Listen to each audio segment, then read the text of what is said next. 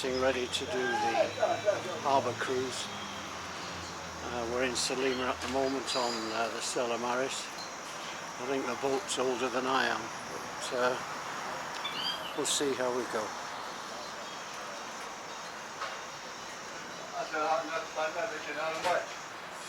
Commercial ships. As well, I will be telling you something about the story of the harbours, starting from the year 1530, the arrival of the knights in Malta, until 1979, the British military termination from our island, and the views will be on our right-hand side. Well, kindly note that we have a bar on board if you want to buy something to drink. We have the Maltese beer, chilled lager, some local wine as well, water and soft drinks. And you can also have a tea, coffee, hot chocolate or cappuccino.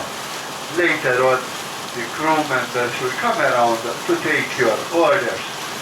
Bathrooms are available, and for your safety, life jackets are located at the lower deck on the left-hand side and light lamps on the top.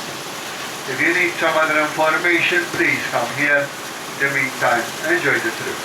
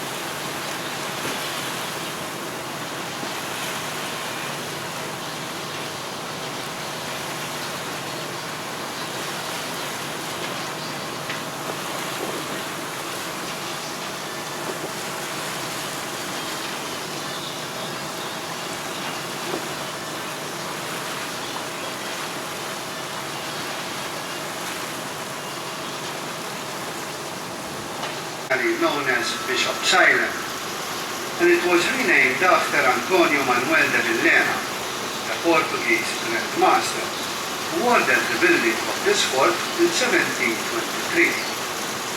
The fort was named after him, Fort Manuel, and in time, the whole island became known as Manuel Island. The fort is a magnificent parade ground and arcade, and it once housed a Baroque chapel dedicated to Saint Henry of Padua, under the direct command of the order. During World War II, Manuel Island and its fort were used as a naval base by the Royal Navy, at which time it was referred to as HMS Talbot. Later, the British enforced strict quarantine rules to all incoming flights. All galleys and ships coming from suspected or contaminated ports obliged to work in this creek, while the crew and passengers was transferred to the Covenant Hospital for a couple of days. He was still alive and healthy after some time, then permitted to go ashore was granted, avoiding quarantine. Of course, no one in those days had a food ship's nets. It's named from the name Veshvish, meaning sunrise, its geographical position, or else from the word Shvik, meaning net, since the small town started off as a fishing village. It became a parish in 1969. The parish church dedicated to St. John of the Cross, run by the dispersed days of Harbour.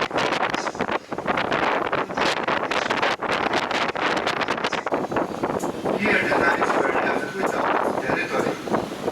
After 8 years, Emperor Charles V granted Malta as the new seat of the order. The Knights of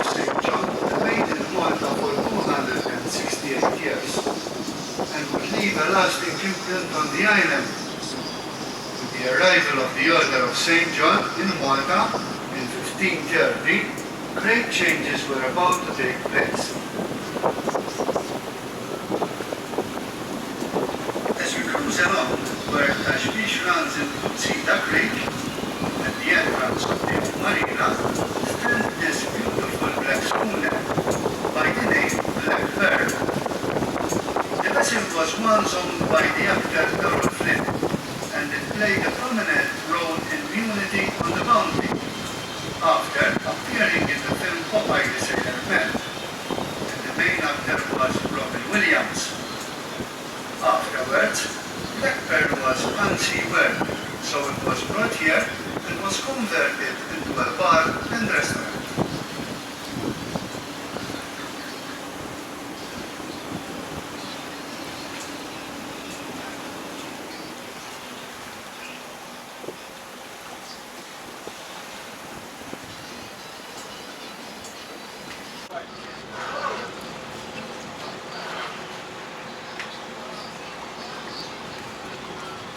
Oh, Joey. Oh,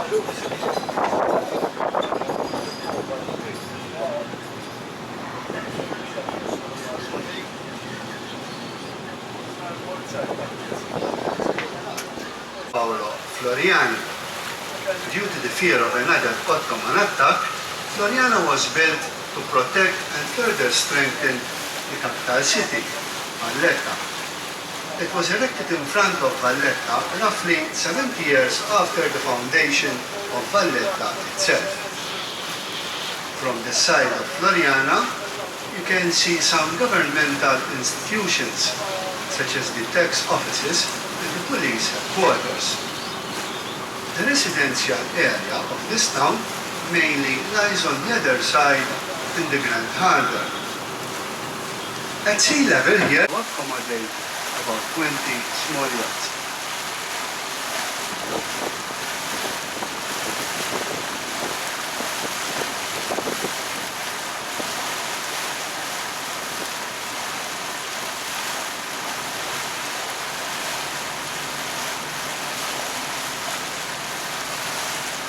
Professional soldiers and mercenaries, while the Knights and the Maltese, numbering a mere 9,000, put up an incredibly defiant fight under extremely difficult conditions.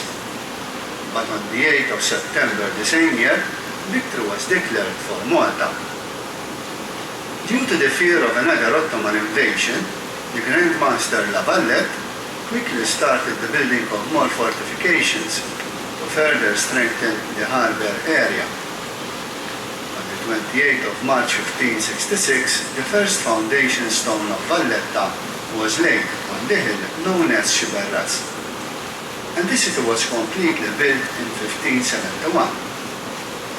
Sharing Valletta's skyline is the dome of the Carmelite Church and the steeple of St. Paul's Anglican Cathedral, which was built at the request of the Dowager Queen Adelaide of England during her stay in Malta between 1838 and 1839. In 1980, Valletta was declared by the UNESCO as a World Heritage Site.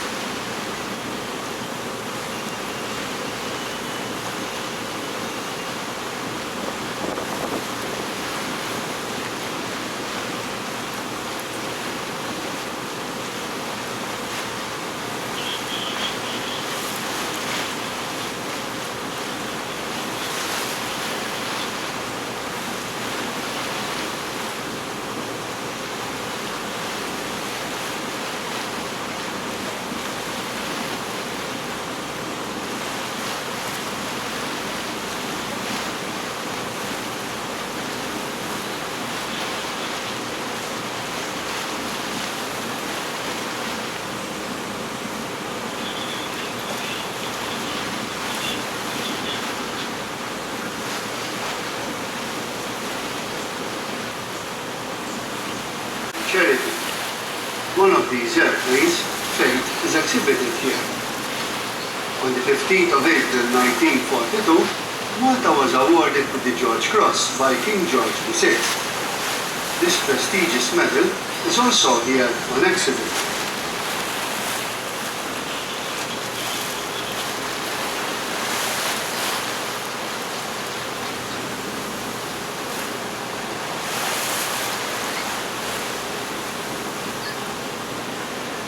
Mediterranean. It is 3 kilometers deep and has a coastline of 15 kilometers. Maximum depth of water is about 30 meters. It has been used as a harbour since at least Phoenician times, about 800 BC. The knights arrived in Malta in 1530. The first Grand Master to enter this harbour was Liradan, who came on board the Carrack Santa Ana. In times, this harbour has been massively fortified and developed with extensive docks and wharves. The fortifications of the Grand Harbour are mainly created by the Knights of St. John, although during the British period, many modifications were carried out. At sea level, you can see a concrete jetty, originally the boom defence. During World War II, the entrance to the Grand Harbour was defended by a giant anti-submarine net. Crossing from this jetty to the breakwater, George VI of Britain awarded this honour to the Maltese population in April 1942 for their courage and bravery during World War II. Every day at 12 p.m., the bell is rung. The building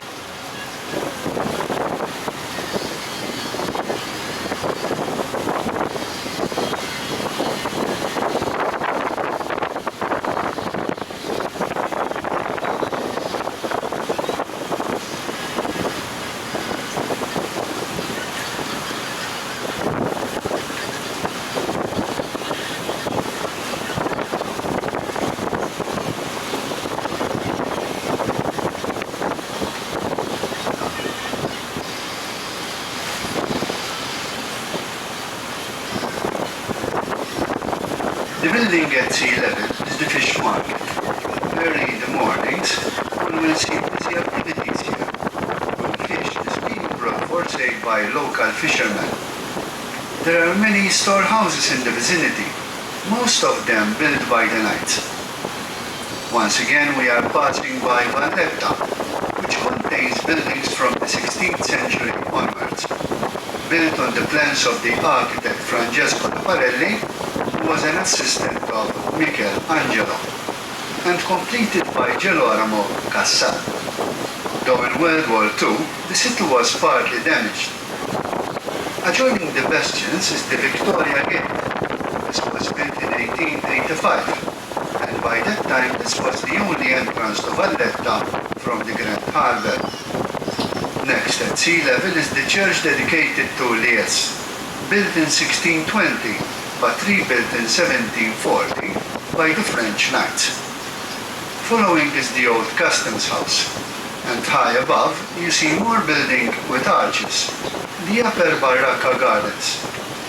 The origins of this place go back to 1661, when it was a private garden of the Italian knights. In 1824 it was opened as a public garden, and here one will find several statues, including one of Sir Winston Churchill and the successful sculpture of the Maltese sculptor Anna. The quays along this part of the harbour were mainly used as a cruise liner terminal and industrial activities. The colourful warehouses at sea level were built in the mid-18th century under the patronage of Grandmaster Pinto. These were made available to traders and shipowners. Today it formed part of what is known as the Pinto Wharf, the backdrop of the new cruise liner terminal. The area is referred to as the Valetta waterfront, a recent development to accommodate both visitors and local clients, with fine wining and dining. Here one can enjoy a drink or a meal and take in the view at the same time.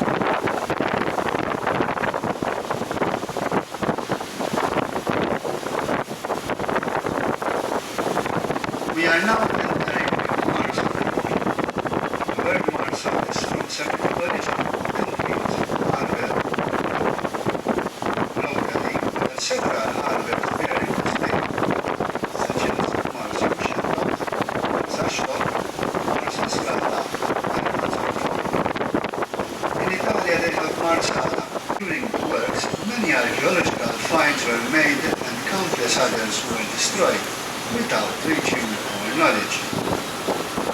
Nowadays, in this creek we find two private shipyards in what originally was the Malta shipbuilding.